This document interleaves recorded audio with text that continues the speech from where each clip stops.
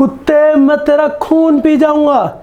धर्मेंद्र पाजी का ये डायलॉग आपको जेल पहुंचा सकता है। वो कैसे, चलते हैं वीडियो में। नमस्कार दोस्तों, मैं एडवोकेट कपिल भाकर एक बार फिर से आपका अपने चैनल में स्वागत करता हूं।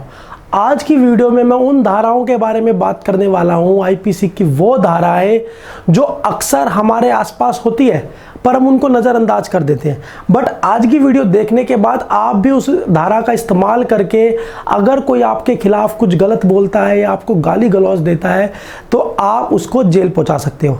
तो मैं बात कर रहा हूं आईपीसी की, जो धाराओं की मैं बात कर रहा हूं वो धारा है 503 आईपीसी और 506 आईपीसी।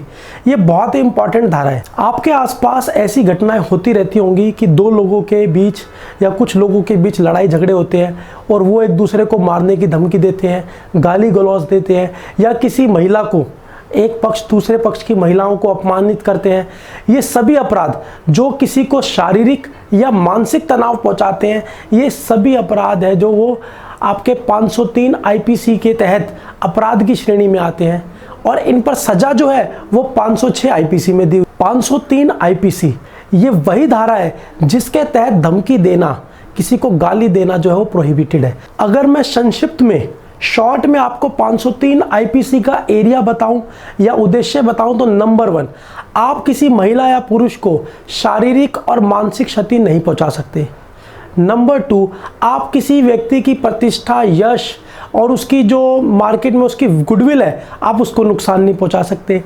थर्ड, इसके अंदर जो कवर होता है कि आप किसी व्यक्ति की चल अचल संपत्ति को भी नुकसान नहीं पहुंचा सकते, कि आप किसी व्यक्ति की कोई संपत्ति है जो दिख रही है और जो नहीं दिख रही, आप उसको भी नुकसान नहीं पहुंचा सकते। और फोर्थ, इसके अंदर जो कवर होता है कि आप किसी को गाली गलौज नहीं दे सकते। और पांचवा जो सबसे इंपॉर्टेंट है, आप किसी को जान से मारने की धमकी नहीं दे सकते। अगर आप ऐसी गलती करते हो और सामने वाली पार्टी जो है वो एफआईआर करवा देगी तो पुलिस जो है वो 503 आईपीसी के तहत आपके खिलाफ एफआईआर करेगी और 506 आईपीसी के तहत आपको सजा दी जाएगी। अब 506 आईपीसी में जो है वो सजा भी दो प्रकार की है। अगर आपने किसी को नॉर्मली गाली गलौज दिया है या आपने कुछ ऐसा किया है कि जिससे उसकी जान को खतरा नहीं है तो उस केस में आपको कम से कम भी 2 साल की जेल और फाइन और जुर्म या दोनों भी हो सकते हैं। और अगर आपने किसी को जान से मारने की धमकी दी है या आपने कोई ऐसा एक्ट कर दिया जाने अनजाने में कि दूसरे की जान जो वो खतरे में चली गई, जोखिम में चली गई, तो उस केस में कम से कम भी 7 साल की जेल या जुर्माना और दोनों भी आपको हो सकते हैं। तो 503 आईपीसी में तो मैंने बताया गाली गलौज देना, कि आप किसी को कुत्ते भी बोलते हो तो वो भी गाली है। और 506 आईपीसी में उसकी सजा है, अगर नॉर्मल गाली दी तो 2 साल की सजा और किसी को जान से मारने की कोशिश की तो 7 साल की सजा। ठीक है दोस्तों, अगर ये अपराध आप मध्य प्रदेश और छत्तीसगढ़ में करते हो तो वहाँ की गवर्नमेंट कहती है कि ये अपराध जो है वो कॉग्निजेबल है और बेलेबल ऑफेंस है। कॉग्निजेबल और नॉन कॉग्निजेबल मैं भी आपको बताता हूँ।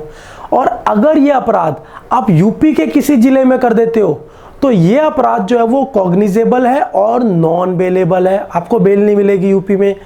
और बाकी पूरी इंडिया के लिए जो ये अपराध है 503 आईपीसी, ये जो है वो नॉन कॉग्निजेबल और बेलेबल ऑफेंस है। नेक्स्ट मैं आपको बताता हूं कि कॉग्निजेबल और नॉन कॉग्निजेबल क्या होता है। हालांकि मैंने पहले भी इसके बारे में बता चुका हूं आपकी वीडियो में।